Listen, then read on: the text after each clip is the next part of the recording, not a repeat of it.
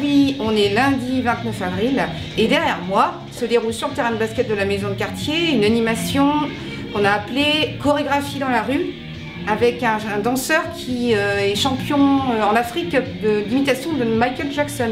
Donc pour nous, le but à la maison de quartier, c'était de pouvoir proposer sur 2 après-midi une animation culturelle en extérieur, artistique, où justement tout le monde puisse venir, petits et grands, regarder mais aussi participer. Et on a également mis des jeux surdimensionnés pour que les enfants puissent jouer. Et voilà, donc on a commencé tout à l'heure, il y a à peu près 1 heure, 1 heure et demie. Et puis là, ça passe en plein derrière avec les chorégraphies qui s'enchaînent. Et...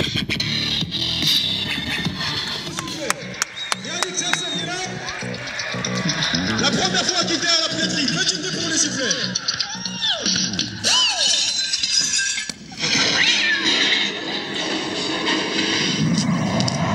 Applaudissez pour les sifflets.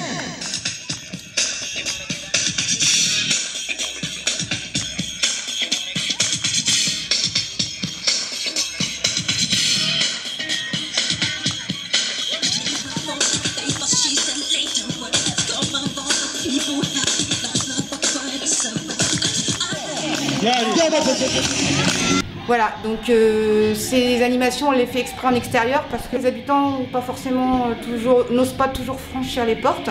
Et là, ça nous permet aussi du coup de rentrer en contact avec les habitants du quartier. Ils viennent voir et on peut comme ça discuter avec eux également.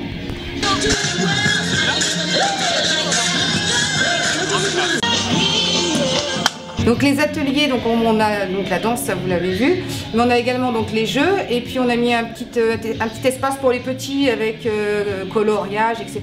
Puis on a sorti notre petit bar roulant pour proposer un café ou un thé aux habitants qui ont envie de passer un petit moment avec nous. Voilà. Armelle, animatrice, j'étais là installée avec les enfants pour l'atelier coloriage. Les petits sont venus, ça leur permettait de profiter du spectacle tout en dessinant et c'était bien agréable. On a profité du soleil, c'était vraiment bien.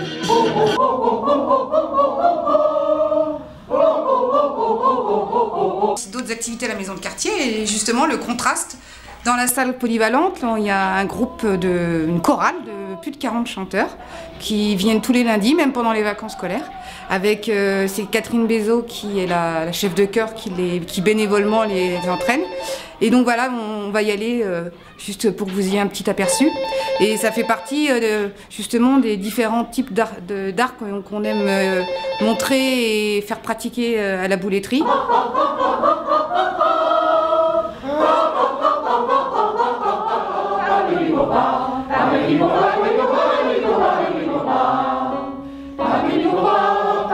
Autre animation aussi qui a été marquante pour cette année, c'était 30 jours autour du monde, donc qui a lieu sur tout le mois de novembre, où on choisit un pays ou une région.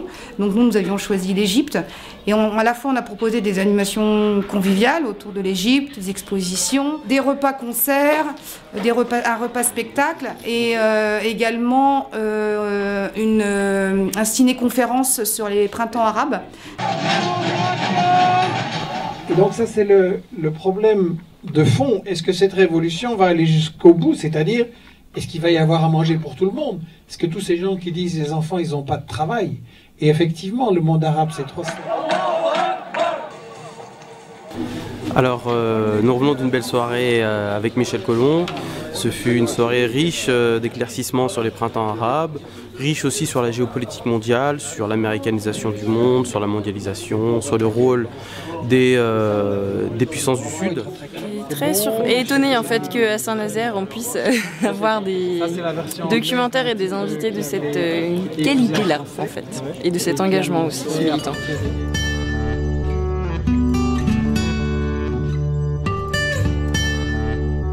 Ce qui était intéressant pendant ce temps-là, en fait, c'était que pendant le repas spectacle, il y avait un concert d'un musicien et on a pu faire danser, et des jeunes étaient présents et on a pu faire danser les jeunes et les adultes du quartier ensemble, et c'est vrai que c'est pas toujours le cas, donc c'était une soirée vraiment très riche.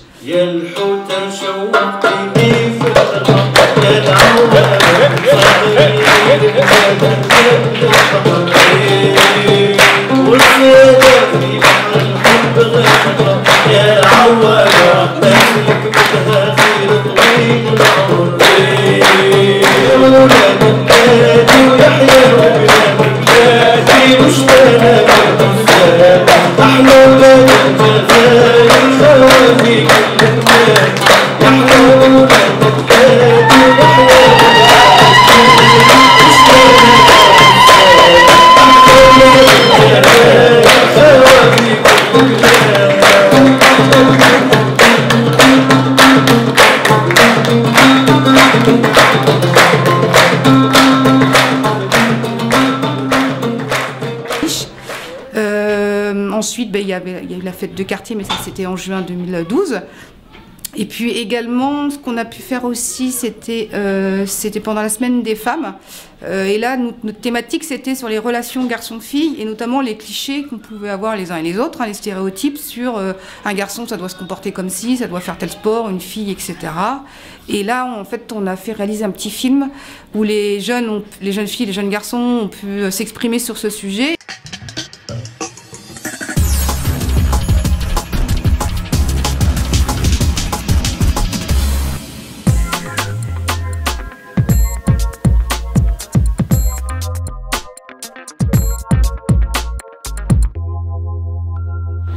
Bah, pour moi, une femme et un homme, je sais pas, il n'y a pas de différence. Différence entre les garçons et les filles Si, la voix. La voix. La coiffure. La coiffure. Oui.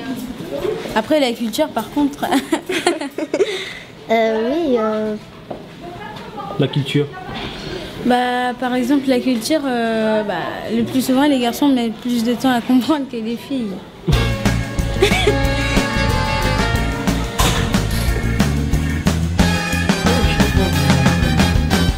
En tout cas, quand ils vont faire un magasin, chaque truc qu'ils trouvent, ils essayent.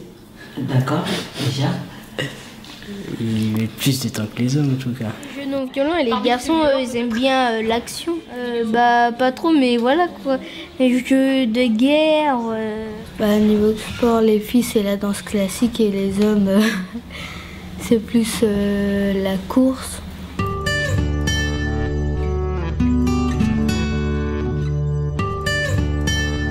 Donc ensuite, pour cette année, ce qui a été marquant pour nous, on a pu réaliser un film qui s'appelle Mes deux rives, les deux rêves, qui est en fait un film qui raconte l'histoire d'immigrés venus vivre à Saint-Nazaire. Avec des témoignages. Ce film, il a été réalisé sur à peu près une année, le temps de rechercher les personnes qui voulaient bien témoigner, de filmer, et avec la participation de jeunes de la maison de quartier qui ont suivi le projet sur toute l'année. Ensuite, on a pu le diffuser le 22 mars à Cinéville, et c'était un moment très fort, parce qu'il y avait il y avait 130 à 140 personnes. On l'a rediffusé ensuite ici à la maison de quartier, et ça a été un travail riche en rencontres pour tout le monde, hein, pour les jeunes comme pour les personnes qui ont pu témoigner.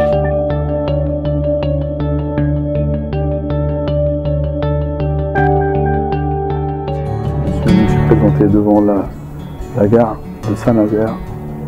Ce jour-là, il pleuvait, il faisait gris.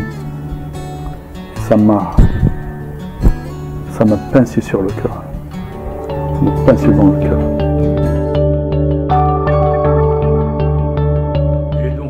Été en France, j'ai toujours travaillé avec les Français, j'ai beaucoup donné syndicalement français, j'ai eu des responsabilités très, très importantes dans le mouvement français, mais je suis resté italien.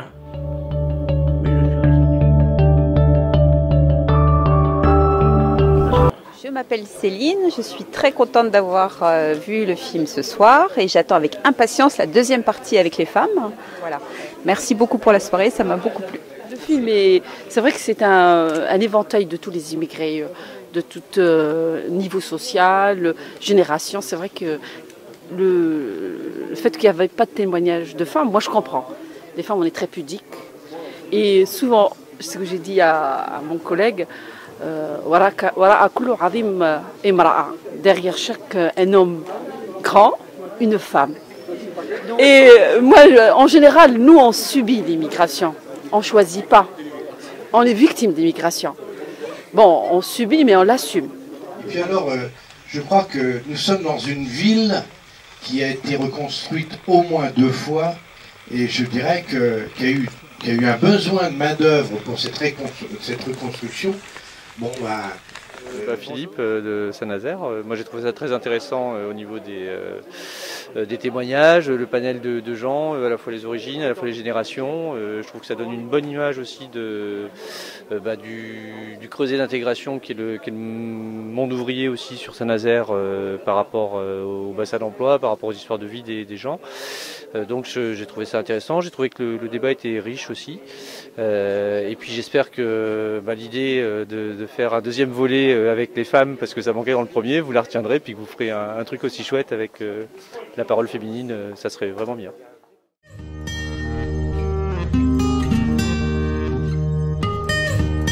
Voilà, en gros, ça c'est les événements marquants de cette année, mais après c'est au quotidien. En fait, au quotidien, toutes les activités qui ont lieu, toutes les animations qu'on fait en extérieur, comme aujourd'hui par exemple, mais tout l'été on fait aussi des animations en extérieur sur le quartier, dans les différents îlots.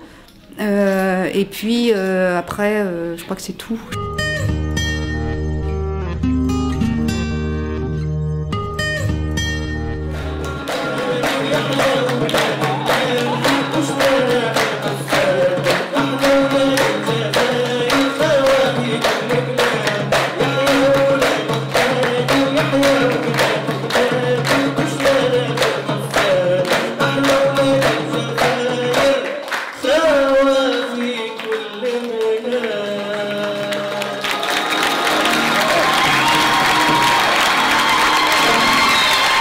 Merci.